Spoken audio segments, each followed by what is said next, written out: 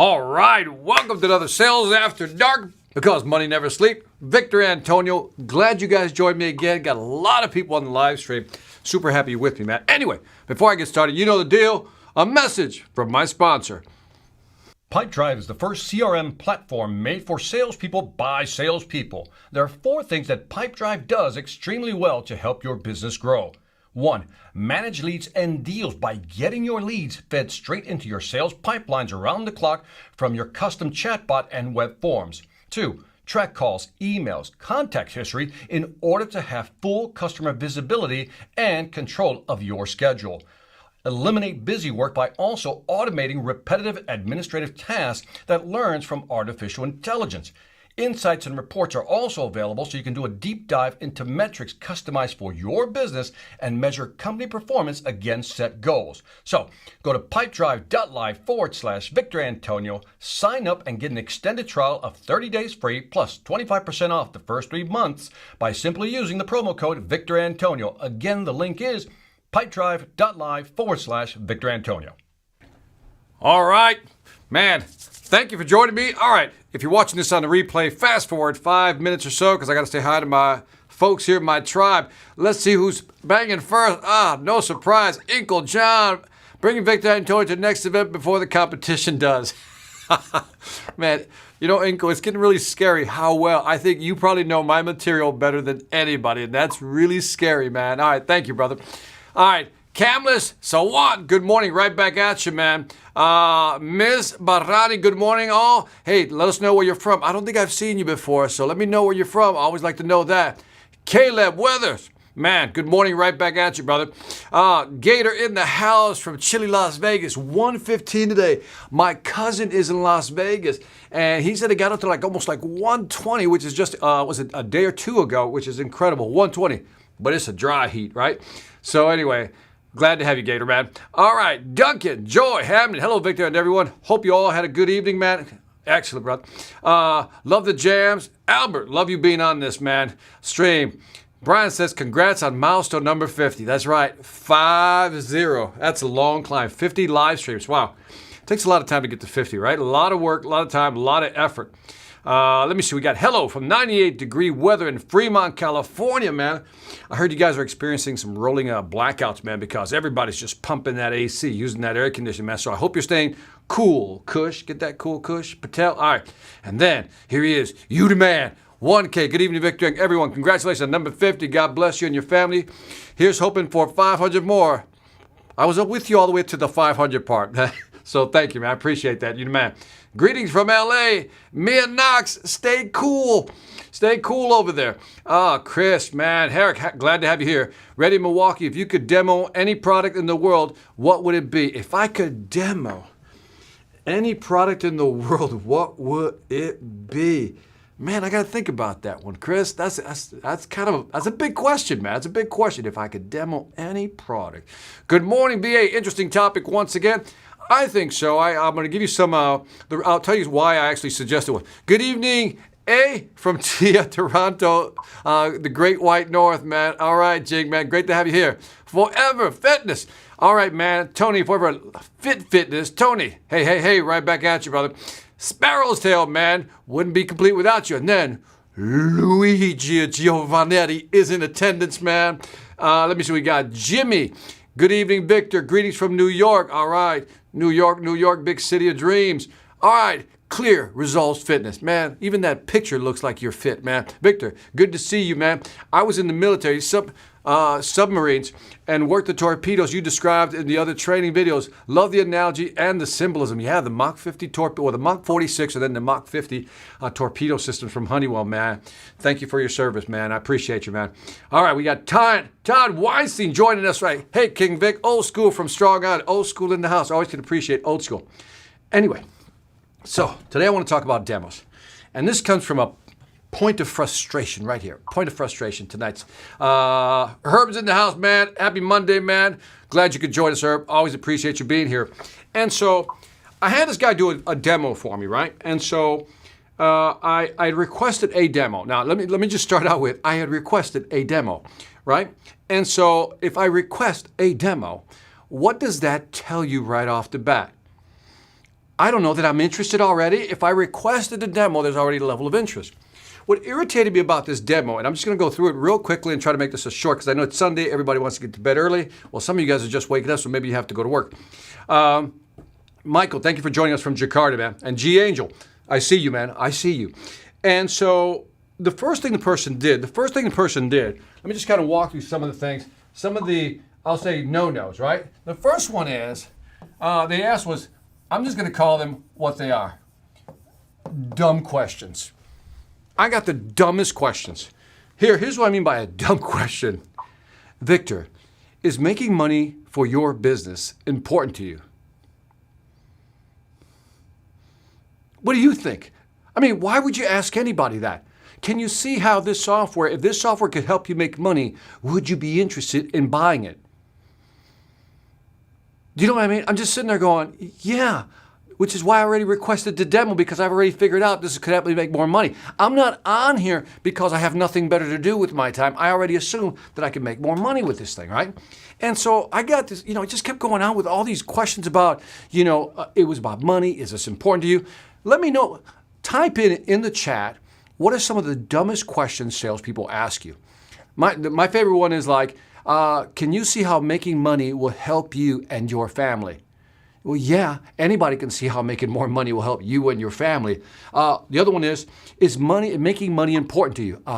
Yeah, it's important to me, man. It's important. So it was like literally, like almost like 2 to 3 minutes, which kind of seems short when I just say 2 to 3 minutes of dumb questions. But when somebody's asking you these dumb questions, you're like, it like seems like an eternity, right? So that was the first one. The second thing I noticed was that the person, and let me just kind of blow this up a little bigger font here for you guys. The second one was business. I'll call it Biz IQ. By business IQ, I mean he didn't understand my business. He did not even bother to look me up. He had not bothered to check out who I was, what I did. He was too busy focused on what? Trying to sell me. And I can tell he didn't understand my business because some of the questions he was asking, first of all, if he would have looked me up, he would have said, why would I try to sell a sales trainer? Never a good idea, right? And so he didn't understand my business. And because he didn't understand my business, already I'm just like, first you're asking me dumb questions. Now I realize you haven't even looked me up because you're asking me questions about my business that you should have already known. In fact, all you have to do is look at my email address or just Google me and you'll find me. And so he didn't bother to do that.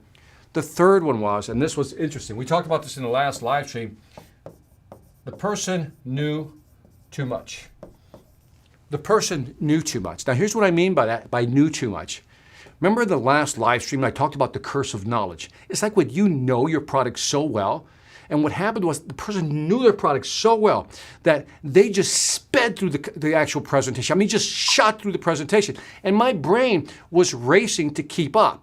And I think I'm a pretty smart guy. And the person's just racing through the demo. And I'm like, and then it's like, they showed me this. What about this? What about this? And then he kept just talking. It does this. It does this. It does this. And you see the screen here? It does that. And you see that screen there? It does this. And my head's going like this. Like, you ever watch that like a tennis match? Which way is it going? And so that was already bad enough. At this point, I'm like losing interest. Now, when he finishes doing all that, just racing through the demo, then he presents price. And the fact is, when he presented price, you could hear it I should have recorded the actual demo because this was the perfect example of what I'm talking about when you're scared to put your price out there. Now, the software is $1,000 a month. $1,000 a month. That's the software. It costs $1,000 a month to have access to the software, right? To use this software. And when he presented the price, it was almost like you can hear the nervousness in his voice. Like it was almost like a scared presentation. Like, it's a lot. It's about about $1,000. Depending on the plan you go for. I mean, there's several plans, but and it's just all that, right? And I'm like, and I'm looking at in my mind. Now, here's the interesting thing. In my mind, for what I believe that software could do for my business, $1,000 a month is not a problem for me. Now, before you start looking at me weird, some of you saying, that's a lot of money, Victor. But if you know you can make 3 or 4 times that amount, you'll pay the amount. If I ask you, hey, would you pay $1,000 to get 4 every day, all day, right? And so, but the problem was that the person, this is a perfect example. So I wish I would have recorded it. This is a perfect example of, I can tell that he wouldn't pay for it. Let me just say that again. I can tell the way he presented the price that he wouldn't pay $1,000 for the software.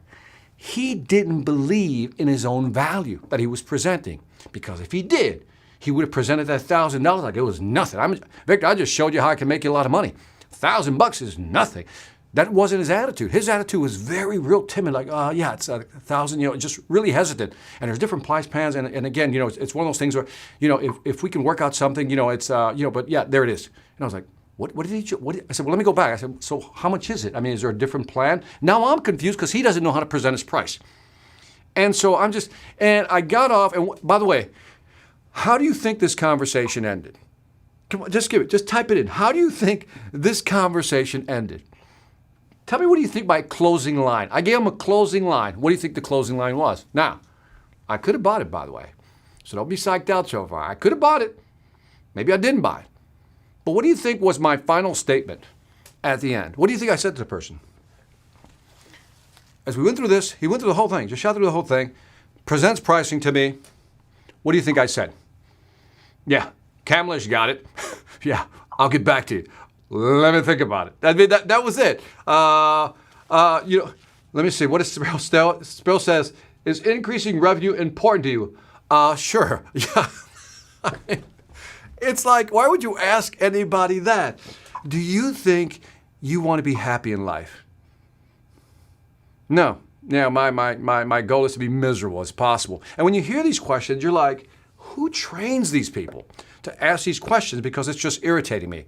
And remember, I requested demo, which means the person should first immediately assume this person's already interested. That's a qualified lead. That's a MQL, a market qualified lead, right? Now, I've already expressed interest, which means I would immediately figure out what is this person's business, right? That type of thing, but I didn't do it. But I ended with, and somebody says, when someone asks, can I be honest with you? Yeah, when someone says, can I be honest with you, that means they haven't been honest up to that point, right? Anyway, suffice it to say, that's how the conversation ended. Well, you know what? Let me think about it. I'll get back to you, right? And so I still haven't made a decision. But the thing is, the person made me more unsure because, first of all, the dumb questions irritated me. That was the first thing. Second, didn't really understand my business. Didn't understand my business, which means when he went through the presentation, first of all, he was going through it too fast, but he wasn't tying it back to my business. So at the end of the presentation, it wasn't the price, it wasn't the money. The person psyched themselves out. It wasn't that. It had everything to do with, I don't think you understand my business. I just don't see how this fits. I wasn't sure, and I just left the conversation a little more confused. I mean, that was the whole thing, man. And so, anyway, so I thought that was an interesting conversation. So that got me to thinking. I used to do a lot of software demos. As many of you know, I started out in engineering. So, I started out on the software side, software and hardware, and I used to have to do a lot of software demos. And I started reflecting on how I used to do software demos. And I never asked questions like, is money important to you, right? That type of thing. Let me see what we got on here. Let me see, we got some nice comments. Let me see. I think about it and get back to you. Absolutely, that's what I did. TJ says, Sparrow's Tales, I'm going to try to use your question. Jing Yi got it, man. Jing's like, yep, I'll think about it. That's exactly what happens. Again, what's interesting, Jing, is that, a lot of people tell me, said, Victor, is that people just don't see the value. Now, that's the person that would go back to his boss and probably say, the reason Victor didn't pull the trigger, I'm confused. I showed him the software. I don't know why he didn't see the value. And it wasn't that there wasn't value. I was just totally confused of what that value was to me. And that was a perfect example. Mia, thank you, or whoever you're thanking, right back at you. When someone says, can I be honest with you? I know I hate that. How fast? Yeah. Let me see. I'm not a fan of revenue. Yeah, I mean, it's like, why would you say things like that? It just makes no sense. What's shocking is the fact that the organization puts the salesperson on the front lines to work with customers. See, Clear Results Fitness, man, you hit on something that if you ever think about sales, if you ever think about business, if you're a small business owner, pay attention. This is for you, right? Because what happens is a small business owner comes up with an idea. Let's kind of go through the whole journey here. They come up with an idea. right? Then they need to make another substantial investment in this idea. And that investment usually includes, let's say, capital equipment, right? Capital equipment. It probably includes, I'll just say, building and everything associated with the building that you're going to be in, right? And then it has everything to do with, let's just say, whatever the admin side is to run the business, right? The administrative side to run the business. This could be managers. You get the right people in the right places. But over here, somewhere over here, you look at sales training, and that's where you see very little investment made. The majority of investment is right here. But as my friend just pointed out, is that what the customer sees is your actual salespeople. And it blows me away. It blows me away that that's where we spend a lot of our money. And we don't think about it that way. And it's funny how that's what's killing us at the end. So great point, man. CF says, if you requested the demo, it would have been great to build rapport with you. Like Victor, let's talk. Let's talk about your interests. How'd you find us? That a real genuine conversation, CF. I'm with you, man. Cool, you guys are having fun here on the thing. Sounds like a newbie salesperson. Yeah, I could go on about how many things were new about this person. So anyway, I'll let you guys have your sidebars. But anyway, so what I decided to do, I said, well, let me put a simple model together for you guys, okay? I'm gonna put a simple model together for you guys on how just to structure a presentation. Now, there's nothing earth-shattering in what I'm about to show you, but yet, as today, demonstrated that even people, on Friday, people just don't get the basics, right? People simply don't get the basics. So I said, all right, let's just start out with the basics of doing a sales demo. First of all, let's get certain things out of the way. You should know your product well, right? So you should know how to actually demo the thing, right? So you should know this person knew how to move around. So this person had the demo down. They can move around that window. They can do anything. They knew their product. So that was good, right? Now, the person's tone, again, during the demo was clear.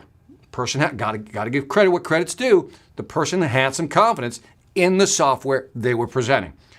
Here's the difference. They didn't have confidence in how this actual software was going to help the business. You can tell, because when they got to the pricing, they were nervous, which means they don't understand the value of what they're selling. Remember, if you don't understand the value of what you're selling, how can you position it? So let's start with something basic. The first one, and I'm going to introduce a new value trinity for demos. Yes, I'm revealing this for the first time. It's like a world premiere, right? So the first one is, I would start out with the big why. Like, why does Victor want this software? He requested the demo. Why does he want it, right? So you just can't say, why do you want it? So let's look at three things. Here it comes, the new trinity, right? So let's look at three things. What were the three things I would want? There were three things I was looking for, right? How is this going to help me make what? Money, right? Obvious one. Do you like to make more money? Of course I do, right? The other one I was looking at is, how can I become more efficient, right? In other words, time. Will this help me reduce my time? And the thing is, the software really was powerful and would help me basically shorten my sales cycle, so to speak, to get new clients. And then the last thing is, obviously I want to reduce cost, right? Simple trinity, right? All the person had to do was start out with questions like this. How do you see this software helping you make or generate more revenue? Great question. Here's how I kind of see here, kind of what I'm looking for. I said, has time always been an issue when using other software packages? I would have said, absolutely. Sometimes they're too cumbersome, I can't move around, or I got to use 2 or 3 different pieces of software just to accomplish this one thing. Now, I'm giving the person information that they can use for their presentation. And last but not least, I said, the fact that you're spending that much time on 3 different pieces of software, that's already costing you in terms of time, money. But second, you're using 3 different software packages, which means, that we can collapse everything into one. That would be more efficient and probably more cost effective. To which I would have said, you get me, right? And then, but again, right here, they'd have to have the IQ piece is, they'd have to understand my business. So I would have asked them questions about my business. Victor, tell me a little bit about your business. Here's what I do. And then they could have had this simple conversation. I'm going to show you, Victor, how it can help you generate more revenue. And I'm going to show you how it's going to help you save time. And then hopefully I can actually nail down the cost piece. Now, if that conversation started like that, I'm like, all right, here we go. Let's do this, right? Number 2. So let's go to number 2. The number 2, I wrote it down as the what. Now, like the what is important. This is key here.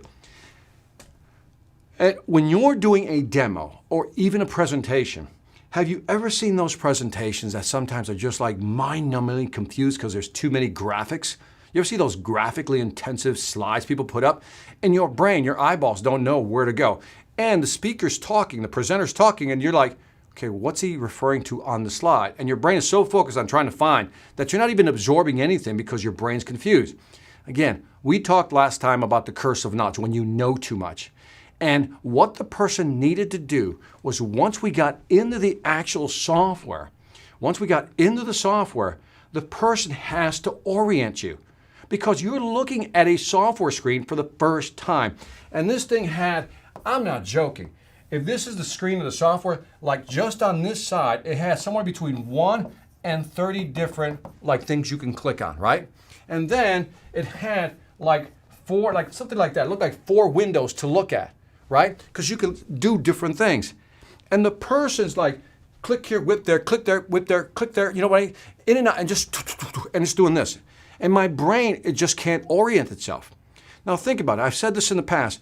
When your mind is confused, it doesn't want to make a decision. It'd rather say, you know what, I'm not doing it. So the second phase, the first one is why. Understand why this person would want it. Why would Victor want this software? Let's just see how it would help his business.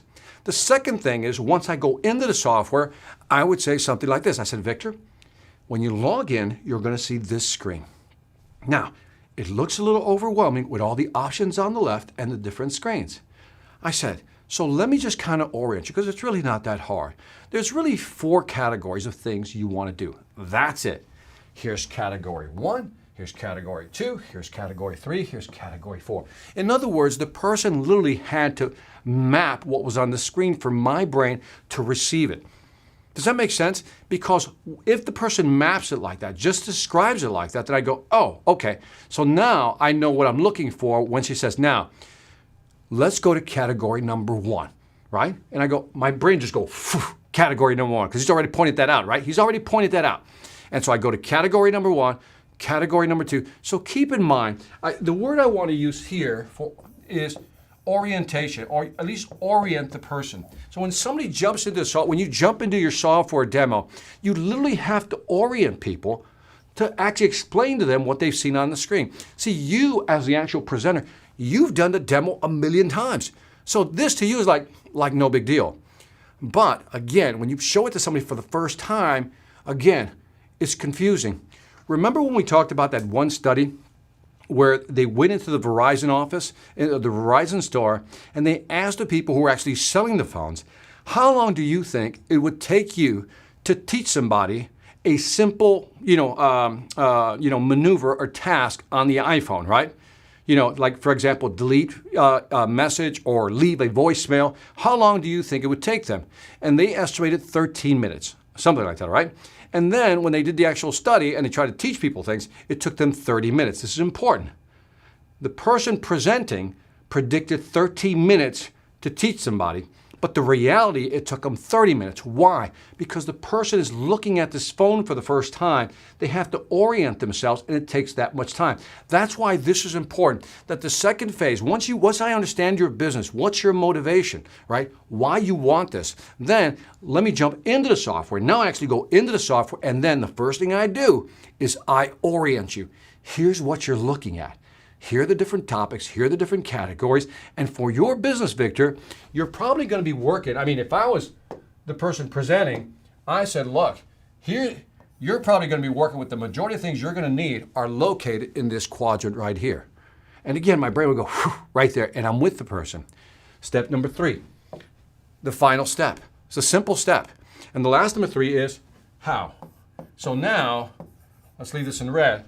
The how, and I'll just say how you can use it. How can you use it? So now, if the person knows my business, right? If they know my business, all they have to tell me is, all right, Victor, you're going to log in, right? You're going to log in, and you're going to want to click this icon right here, right?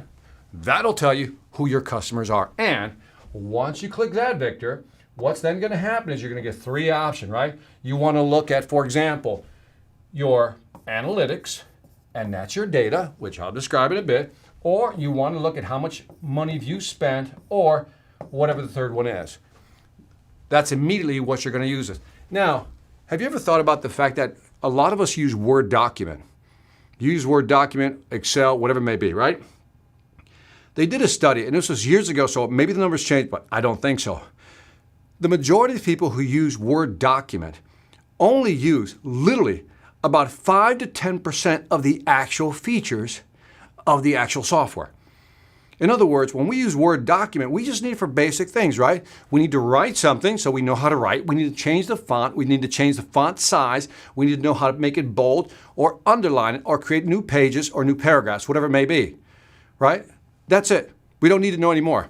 Now, there's probably hundreds of other features within that software package, but we don't use it. So when you're teaching the software, the how part should only focus on here's how you're going to use it, right? And what begins to happen is you use the basic steps. So I can only imagine that the person would say to me, what he should have said to me, he says, Victor, for what your business is doing and how you want to use this software, this is where you're going to spend 80% of your time.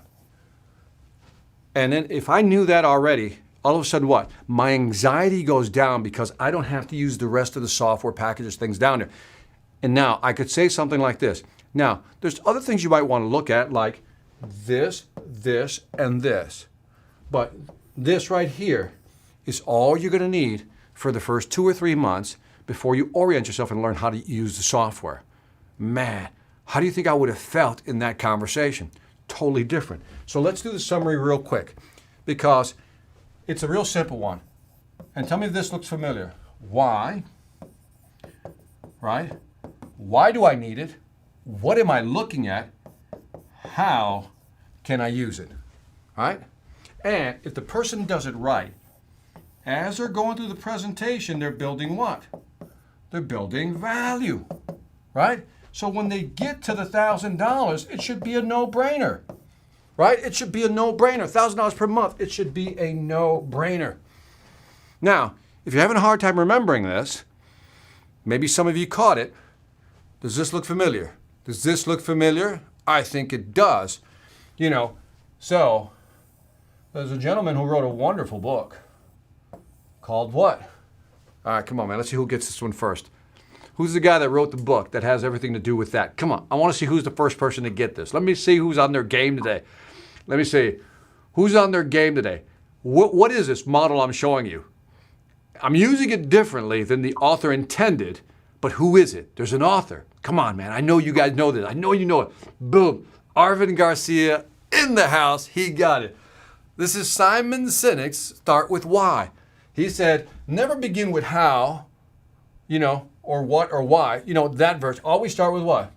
Why. He had the what here and then the how here. That's kind of how he did it, right? A little different, but there it is. He called that the golden circle, right? He says, never, because people always ask you, what do you do? How do you do it? But they never really answer why they do it. I'm saying reverse the model. Always begin with the why piece. Why do they need it? And then I'm changing it a little bit. The what comes second. The what is basically, what am I looking at in this software demo? And again, you have to take time. In fact, this, if we were breakout time, I would say you'll spend about, I'll say 30% here, definitely 50% here, and 20% here. Now, if you're shocked at why I would get this at 20% as opposed to higher, because first of all, I need a big enough reason to want to use it. Give me a reason why I would want to use it. That's important. But more importantly, what am I going to do with this thing? Because if I can't use the tool, I'm just going to get frustrated.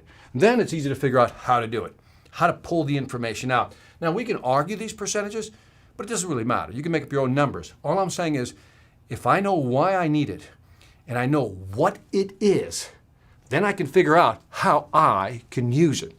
And that is my conversation for tonight, man. And again, the biggest takeaway on this one was that the person didn't really know how to follow a process like this.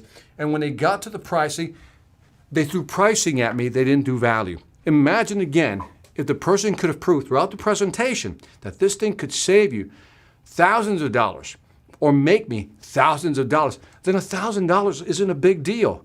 When he got to the, by the way, when he got to the close, it should have been like, Victor, based on what I've shown you, can you now see how this thing can help you make, $3,000 to $4,000, whatever it may be, a month, or at least help you with your business to become more efficient? Absolutely. I said, well, it's $1,000 a month. We can sign a contract for 3 to 6 months. You take your pick. Which one would you want to go with? Boom. It would have been that clean. The close would have been that easy. And I would have just said, I'll take it 3 months. Because remember, when you offer me 2 options and I'm not sure, I'm going to take the what? The cheapest one. So I would have said 3 months. That's what I would have said. Right there, he closed me right there. But he didn't. Because he didn't understand the value. Now, you guys know I'm a fan, like a super fan of Zig Ziglar, right? And he always talked about, there was a story he told, and you guys probably know it better than I do. So Zig Ziglar, master sales trainer, passed away a few years ago. And I remember I was like I studied at the knee of Zig Ziglar, so to speak, when it came to storytelling and positioning value. And he tells a story about a guy who was selling pots, because he was selling pots and pans, right? You know, that door-to-door selling pots and pans. And the guy couldn't kill his number. I remember he was over the guy's house. They were having a polite conversation. The guy's whining about how he can't sell, he's not successful. And Zig Ziglar says something, I know what your problem is. And the guy's like, please tell me, what's your problem? And he looked over at the guy's pots and pans, and he wasn't using his own products. Remember, you got to be a product of the product. You have to be a product of the product if you want to sell effectively.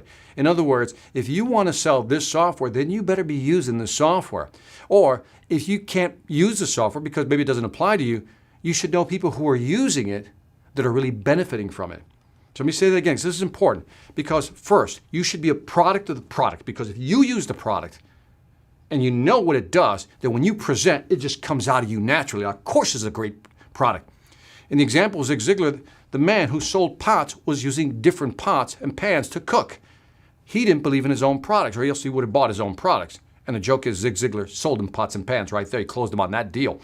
And so the second thing is, if you can't be a product of the product, then the next best thing is to know people who are using the product and are loving the product. So for example, let's say you're selling pools, okay? You're a pool salesperson, but you live in a condo. They have a pool.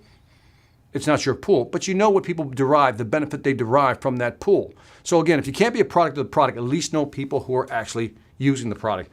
And this person really wasn't a product of the product and didn't understand the value they were presenting. And again, think about this. I was one of probably many meetings he had that day. How many deals did this guy lose because he simply didn't know how to present? Back to the original point, we don't invest enough in sales training. By the way, speaking of sales training, let me remind you again, if you haven't joined the Sales Velocity Academy, why not? And remember, subscribe, hit the little button for notification. So anyway, now I'm going to take your questions. Let me clear the board here, and let me look at some of the comments, and then we'll wrap up. So I'll try to keep today's session short. So let me see. I know I missed a bunch of comments here. So I'll start where Arvin got it. So Arvin, got to give you credit. Boom, first one on the board with Simon Sinek. There you go. You got it. Got it. Yeah, see, mostly jumped in after a while. You got it. Yep, you got it. You were just slow to type. Thought it was another take on the scientific method. Not a bad theory. Not a bad theory. Victor, can you draw a Trinity triangle, the why, for those of us in the service industry, in particular health and fitness and coaching, in particular health and coaching software? So let me see. What can you draw a triangle, the why, for us in the service industry? So okay, so maybe. Let me give you the 2 other Trinities I use. And again, if you haven't seen it, then you'll probably be seeing it for the first time. So the first Trinity is B2B. If you're selling to other businesses, I said you got to learn how to increase revenue, reduce costs, or expand market share, right? These are the 3 things you tie your presentation to.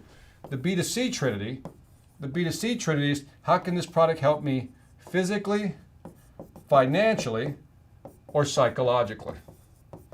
That would be the B2C Trinity.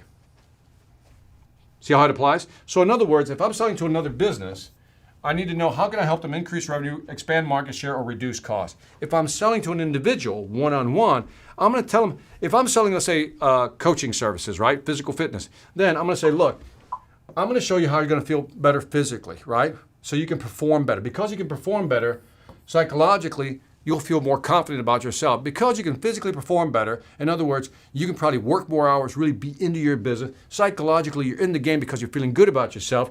Then, let me just kind of move this out of the way. Then, maybe you'll make more money. You'll get a raise, or you'll be able to execute more. You'll make more calls. You're just in it more, in the game. Does that help? Let me know. Brian, boom. There was a boom in there somewhere, Brian. Cool, thank you, brother. David, hey, Victor, checking in. Thank you for checking in, David. Appreciate you, man. TJ, let's see what you got here. Let me pop on the glasses here, man.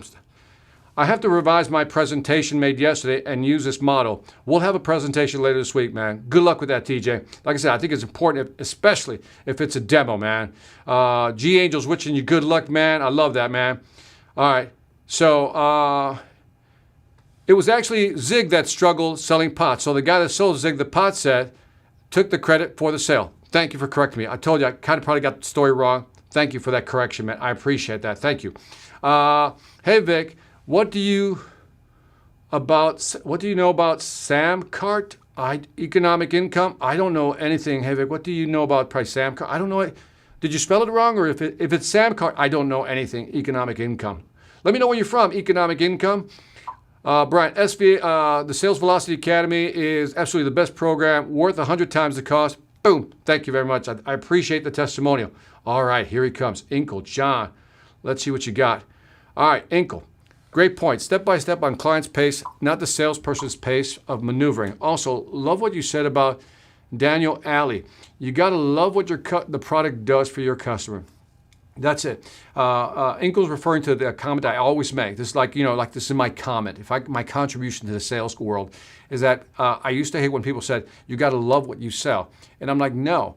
It's great if you love what you sell, but that's very egoistic, narcissistic. You should love what it does for your customer. You can hate the product, but if you love what it does for your customer, you'll always sell effectively because that is the end result. That's true selling, that I just love what this does for my customer. If I'm selling, software coaching, coaching software, I got to love what it does for my customer. I love it, but if I don't love what it does for my customer, I don't have that motivation. So thank you for bringing that up. You're welcome, man. You're welcome, TJ. Thank you. You're very welcome, TJ. Let's see what we got here. Hello, Victor. I watched your episode on content-based selling for the second time and noticed something rather interesting when you were shopping for a microphone. This sounds like a mystery that's unfolding. Let's go to the second message of San Amber. You said brands, I believe, are becoming less important of a factor today, but you ended up buying one of the most established brands. At what phase did the brand name play a role in your purchase decision? Ooh, nice question. You're absolutely right. So, by the way, if there's a story, not a story. It was my trials and tribulation of trying to find the right microphone. So right now up here, I have a Sennheiser. I think it's an MKH416, right? $1,000 mic. Painful to spend $1,000 on a mic, but it sounds beautiful, right? And so I was frustrated because all these different microphones had these hissing sounds. And I remember I was online just bouncing all over the place. And I think I mentioned that I spent a lot of my time actually on YouTube. And then I'd go to Amazon, they'd do some recommendations. I'd go back to YouTube. And the top three that kept coming up were very similar. And then the Sennheiser was one of the three. So to answer your question is, the brand didn't play. It wasn't important to me during the search, right? During the search. As I got down to that final decision-making process, right, when I narrowed it down, I knew that Sennheiser was a quality microphone. So at that point, that's when it kicked in. I think it was more credibility at that point and trust. But I had already arrived at the conclusion that everybody else around me kept pointing to this microphone. So Sam, there's a book that came out years ago. It's called Wisdom of the Crowds. I think it's called Wisdom of the Crowds. If you guys know the title, let me know. And the author. It's a great book. The Wisdom of the Crowds is basically how, your decision has only one degree of, point of view. But when you start soliciting opinions, that opinion starts moving in one direction. This is why reviews on Amazon are so important. That's kind of a wisdom of the crowd type of example. And so everybody was moving in that direction, and they kept pointing, one of them being Sennheiser. And the fact that I'd known the company for its brand, and everybody was pointing to it, the marriage was made. But I didn't start looking out for a Sennheiser microphone. They were a result of my long search, and it just happened to be that when I got to the final decision, that was the one that had the best price range that I wanted, right? Had the right price and kept being mentioned over and over again. So man, good catch, by the way. That's a really good catch. So the brand played an important step at the end of my purchasing or buying journey. So that's a very good point, though. I love that question. That's a great question, man. That was a good one, man. Thank you for adding value. G Angel, thank you for being here, man. Angel, great comment. Absolutely. Hey, guys, if you're not signed up for the Sales Velocity Academy, dude, I'm going to start giving you guys money commission for recommending it. But do check out the Sales Velocity Academy. I mean, I think for the money, so the Sales Velocity Academy, this is what I tell people. And this is, by the way, this is not a sales pitch. It's just I'm putting things in perspective. So it costs $30 a month, which is $29. And I tell people, you multiply that by 12, you'll get an idea how much you're going to pay. Would you invest this amount of money in your sales training? Or you can just buy the $299, which is $300, actually a little less money. Would you invest $300 a year or $499 for a lifetime? You know, there's value. And like I said, I think it's probably one of the most comprehensive sales training platforms out there. And I have a lot of people who actually resell some of my stuff or parts of my academy because they find value in it. So you guys can get it for that. So check it out. That's my sales pitch. It's a great program. We'll keep adding stuff to it also. Great content. CF says, it's appreciated. I appreciate you being here. All right. Siad Abdul Kalam. Cool glasses, handsome looking guy. Let's do this, man. I love sales because we salesmen help to solve customers' problems and make them happy in their business. I think it's all about the sales attitude. What do you think about that, Mr. Victor? I'm not going to argue with a smart man. I'm not going to argue with you. They're happy because, and let's define the word happy. They're happy because, you know, what you sold them is helping them increase revenue, reduce costs, or expanding their market share. It's helping their business. And I always remind people that when I sell a product to a company, in this case, a sales training platform, and their salespeople sell more, it keeps that company in business. These people who work for that company also have families, so it also helps support their families. So, you know, we're in a very noble profession. Don't let anybody tell you anything different. We are the essential elements of business. Unless you sell it, nothing's going to happen. We've all heard that phrase, so I'm with you, man. That it's the attitude. I think we've seen too many bad salespeople. We need to start creating this new, idea of what a great salesperson is. And a great salesperson is someone who sells value for value. That's it. And if you love what it does for your customer, going back to that, I think that's the right space to sell in. So thank you for that. Appreciate that. Brian, all right. Curious, did you end up buying the software program that you based tonight's lesson on, even though the salesperson failed in their presentation? And if so, why? I did not. I have not pulled the trigger because they left me with more questions. You know, first of all, I was irritated by the stupid questions at the beginning, Brian. And then as they were going through he was just shooting through the screens, Brian. It was just like, here's this, you can do this. And it's like, have you ever looked at like when you go into a CRM system, one of the reasons I like Pipedrive, which is the sponsor for the live stream, is that their GUI, their graphic user interface, is very simple. It's not complicated. Sometimes you see these software packages where you just look at the screen and you're overwhelmed. Now, I'm not saying that that's a bad thing in general because sometimes it has everything you need. But if you're trying to buy something for the first time, our job is to what? Focus you in. Right? And so, I don't know. So I might get it, I might not. I think I might do round 2 with the person again. Maybe I'll get a different person and talk to a different person. Maybe I'll get a different perspective. I'm interested. I think I want it. I'm just like, let me think about it. And that's from the heart. I'm actually interested still. But I'm like, you frustrated me. Let me think about it. And then, maybe another time. And we've all been there, right? We've all done that. We're like, okay, I thought I knew what I wanted, now I don't. It's like I tell the story about the drones, right? I did all this research on the drone, but then I go to Best Buy and the guy couldn't close me on the drone because he didn't know anything about drones. So I walked away going, let me think about it. And then let's say a month or 2 later, I finally bought the drone. So will I buy this? I think so. I think so because I know it's going to help me. But it's like right now I'm just like, just irritated. Let me just, rethink this. Victor, what's the optimum length of a perfect demo and how often would you ask the customer's feedback in it in order to not come across as a kitchen sink thrower? Yeah, that's a great phrase, by the way. Like throw everything. It does this, it does that, it does that. And so, Jay, I don't know if you were on the last live stream, but we had an interesting conversation, us and you guys on the chat.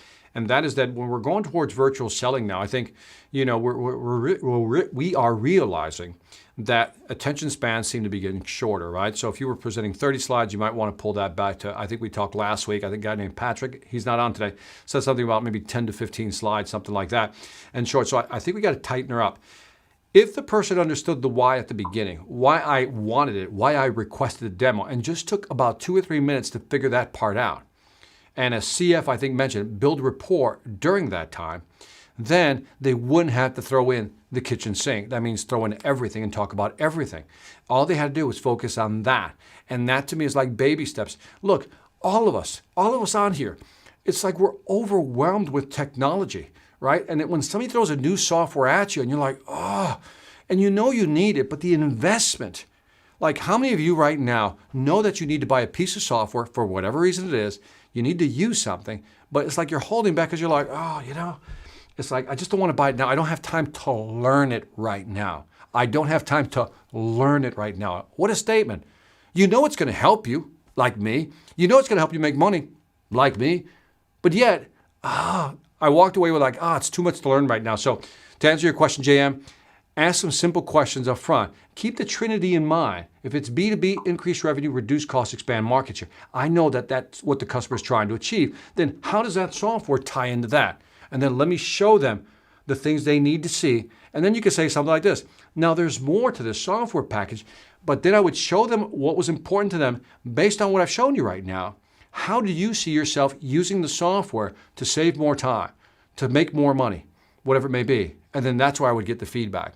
And so where would I put that? I would try to close a good software demo. I think it's got to be in the 15 to 20 minute range, maybe 15 to 20 minutes. 15 I think would be ideal. But 15 to 20 minute range, and then let's get into some discussions and what you want. This is when you know you've got a successful demo. When the customer's asking you, questions that are digging deeper into what you presented. So for example, you showed a report, it does that. By the way, Jay, can it also do this?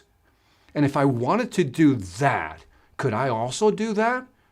Okay, so if I did this, that's when you're like, you've hooked them, right? You just start reeling them in. That's when you know they're in the game. But if they just go, no, I don't have any questions, something's wrong. You didn't connect, you didn't resonate with them. So anyway, sorry for the long answer on that one, but you get the idea. All right, this reminds me of the Bad Salesperson podcast. There's a few of those out there. Now it's my turn. All right, my man, Doug Lehman, breaking it down in layman's term. Good question, Sam. After Dark, Vic A, community learner, man. Thanks, Doug, for being here, man. And sorry I didn't get back to you earlier, Doug. We were tubing down the Chattahoochee River with my daughter and my nieces today. So I have my nieces in town, so I'm pretty much distracted. Best platform ever, 37X from another Sales After Dark. Oh, he caught the 37X. Well done, man. If you don't know what he means by 37X, you missed a good live stream. That also is one of my favorites. That 37X, you got that, man. That was pretty good, actually. You guys are good, man. Satisfied customers are profitable customers. Boom. Get a t-shirt. Put that on a t-shirt, Brian. Put that damn thing on a t-shirt. I love that guy. I'm a young guy, early into sales. In this sales career, I have a lot of energy, but I don't always know how to use it. How does a young guy use his time wisely? By the way, my talent is writing. So for selling, I guess, by the way, write articles about whatever you're selling. Maybe you can diffuse some of that energy that way. Because if you have that much energy, start a blog around your business. Position yourself as an expert, right? So for example, let's say you love selling, nutrition products, right? Then write about nutrition products, man. How they can help people. But not just how they can help people, how they could really help people, right? Like things that people wouldn't expect, right? Write about things that make people go, I didn't know that. Wow, I never thought about it that way. That's how you could use your writing. Use that energy and that writing to position your business, man. I think you'll be golden. Start now, Sparrow's Tail, because you're young. And over time, what's going to happen is you're going to build, obviously, a lot of articles, a lot of blogs, and then one day you're going to have a book. Now your book makes you that much more of an expert because you really understand your material. So use that energy to study and write exceptionally well. There you go. By the way, I wish I knew how to write also, man. It's like, I struggle with writing all the time. But anyway, I do it anyway. Question, man. What do you... Sounds like my homie. Yo, man, I got a question for you, man. Question, man. What do you think about networking companies? Recruitment and selling of beauty products. Many are scams. So are there negative connotations about them?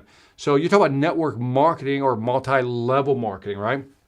And so I get this question a lot because, I work with a company. It's a great company called Plexus. I'm not promoting them. I just work with them. I've been working with them for the last 4 or 5 years, and they sell a lot of, everything that have to do with health, your health, diet, weight, and all that stuff, nutrition, and that stuff. And I got a chance. I know the CEO and president of Plexus, right? And so this is a network marketing company. And I've known these guys now for 7 or 8 years. So I'm giving you my 1 degree of perspective. There can be 359 other people who disagree with me, and I get it. I'm just giving you my experience. And what I love about this company is that, first of all, they're trying to do good, put out good products. They do great community work. So a lot of money is also donated to the community. Some of the projects are just incredible. But what I also like is that they push down the compensation plan into the field. By that I mean is they want everybody to make money, not just persons who got in first, right? That's usually the old paradigm. These guys really try to push the compensation down. They're not stupid. They'd rather make a little less and have more people join them than make a whole lot of money and people not want to sell for them. So it really depends on the company. I would look at the company. I'd research the company. I look at their compensation structure because to me that's important, and just try to find that balance. Good company, good compensation, boom, go for it, man. So yeah, check them out. Check them out.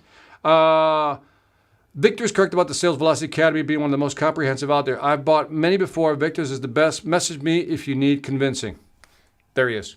Again, it's a great academy. I don't sell it hard. People always say, why don't you push it harder? Because I don't want to push. I don't want to sell you guys. I treat this tribe as my family, and I don't like to sell family. You know what I mean? That's just my thing. So I'm not going to sell you hard. If you really like it, just check it out. Just like I said, I always tell people, join it for a month, spend $30, and then at the end, make a decision. And whether you stay on it or not, I'm not going to get mad at you. Use it for as long as you want, then, do your thing. What's the software? Not going to say, because then the person would know who I'm talking about. So, Albert, I'll let you know. By the way, if I decide to, I'll do this. Albert, if I buy it, which I think I will, right? I will share it with you. But, no, let me take that back. I probably won't share it with you because if I get it, it's such a strategic piece of software that I wouldn't want people who I compete with to know that I have it. And it's hard to describe, but that's why you're paying $1,000 a month. I mean, this is like no ordinary software. This is like some cool stuff. I mean, it's like, wow. The insights. They have, the platform, it's an AI algorithmic type platform, and some of the information it's pulling off the web about customers and potential buyers is incredible. I mean, and then it actually lets you spy on other brands and competitors at the same time. That's why it's $1,000 a month. I probably made it more intriguing. See, I should demo this software because that probably made it more intriguing. Like, okay, what is this thing that this guy's buying? So you get the idea, man. Is there a microphone you recommend for use with a computer for Zoom demos? Yeah, I got it right over here. It's my second microphone. It's my backup mic. I love this microphone. Hold on. That one right there, the Yeti. That's my backup mic. I love this microphone, man. Excellent microphone. I think it's like $149 or something. And so, for some reason, sometimes my Sennheiser, the interface, it's nothing to do with the mic. The interface doesn't pick up when I use like Microsoft Teams 365. Because I do a lot of webinars, people ask me to get on different platforms like WebEx, Ring DNA, Zoom, and some others. And so I always use that as a backup because sometimes for some reason, an XLR connection doesn't work. So I would highly recommend that one. That right there, no brainer. Get it. It's worth the money, man. Dissecting your frustrations presented tonight by placing myself in my customer's shoes and trying to answer the questions that I would have if I was the buyer. Excellent point. Yeah. Just put yourself, that point of view, right? Just take that point of view, just put yourself in that position. Thank you. You struggle with writing. My biggest weakness as a salesman is starting conversations. I get nervous and start talking too much. The best salespeople practice what to ask. See, you know the content, man. You know my content. So, the thing is, sometimes we feel like we just need to blurt out everything we know because it sometimes is an indication of our own insecurity. And what I've learned over time, because I got a few years on you, Sparrow's Tail, is that you don't have to talk a lot. You just have to ask a lot of questions and let the rhythm of that conversation go and just flow. And then you just guide it with questions, right? And you'll realize that you've been trying so hard all these years that if you just know how to ask the right question, just provide a gentle nudge here, a gentle nudge there, the conversation flows and you don't have to say much. But the irony is that at the end of the conversation, it's an actual better conversation for you and the client. So try it. Like I said, chill sparrow's tail, okay? You got a comment here, is try to keep a structure on your sales conversation and keep focused on it. You'll realize when you're going off track after you start being intentional on what you say. I hope this helps. I think Elkin's absolutely right. What is the intent of the conversation? What are you trying to get? Is it a next meeting? Is it somebody to look at a demo? Whatever it may be, you just provide those gentle taps to keep them on track because you know you're asking questions. And I'll use Elkin's phrase here. You're asking questions with an intent because you know where you want to go. So kind of practice that. Elkin, great point. And Sparrow's tails agree. Anyway, on that note, I think I'm going to wrap up. We've been on here for an hour. Thank you guys again. And so, all right, so I do my final thoughts. So final thoughts on tonight. So again, I kind of copped the Simon Sinek model. And by the way, I didn't start out with the Simon Sinek model. When I actually listed this out, I actually just started writing out like, all right, first of all, they should understand why I need it. And then when I wrote why, what, and how, I go, wait a minute, this is Simon Sinek's model. So I didn't start out with that, but it goes to show you when a model works, it's very, ubiquitous. You see it everywhere. You see the patterns everywhere. And this is just a simple pattern that he highlighted in his golden circles, right? Understand why, what, and how. Never start with what, always start with why, right? And so as you're doing a software demo, ask yourself, do I understand the customer's business? Now, sometimes we don't want to ask questions because we feel dumb. Well, let me tell you, I'd rather ask questions up front to clarify and maybe look stupid than to go through a whole demo that doesn't connect and confirm that I don't know anything. So keep that in mind. Take a little bit of time up front. We've all heard the phrase, slow down to speed up if you want to sell. Slow down up front to ask the right questions, and then, boom, now you know what to present. And as somebody, I think it was a JM said, you don't throw everything in there. If you know what they want, if you know what they're looking for, you understand their why, then you specifically pick things out within the presentation, the demo, that you know will resonate because that's what we're looking for. We're looking for the word resonance here. Because if they go, yeah, that makes sense. And again, if they start asking you questions, start digging deeper, then you know you're in, right? They're letting you in. You can have that conversation. So again, I appreciate your time. Again, if you like tonight's podcast or live stream rather, hit the like button right below, hit the share, and do me that one favor. Always share this with at least one person. Can you do me that favor? Just one person. Share it with one other person. All right, we got some other things going on here. Great meeting. Thank you, guys. Anyway, on that note, remember, sell it ain't hard when you know how. Victor Antonio, Sales After Dark. Take care, guys. We'll see you next time.